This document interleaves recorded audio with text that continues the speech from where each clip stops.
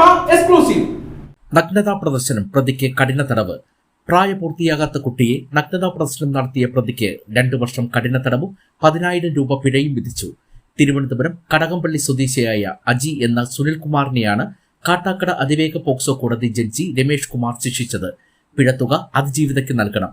പിഴ അടയ്ക്കാത്ത പക്ഷം പ്രതി 2 മാസം കൂടി അധിക തടവ് അനുഭവിക്കണം.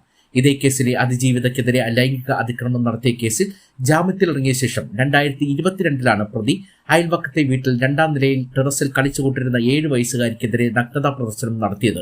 തുടർന്ന് കുട്ടി മാതാവിനോട് വിവരം പറയുകയായിരുന്നു. മാതാപിതാക്കൾ പോലീസിൽ പരാതി നൽകി. പ്രോസിക്യൂഷന് വേണ്ടി special public prosecutor DR Pramod കോടതിയിൽ ഹാജരായി. കേസിലെ പ്രതിയെ വിസ്തരിക്കുകയും 16 രേഖകളും ഒരു തുണ്ടുമുതലും കോടതിയിൽ ഹാജരാക്കി. വലിയതുറ സബ് ഇൻസ്പെക്ടർ അഭിലാഷാണ് പ്രതിയെ അറസ്റ്റ് ചെയ്ത് അന്വേഷണം പൂർത്തിയാക്കി കോടതിയിൽ കുറ്റപത്രം സമർപ്പിച്ചത്.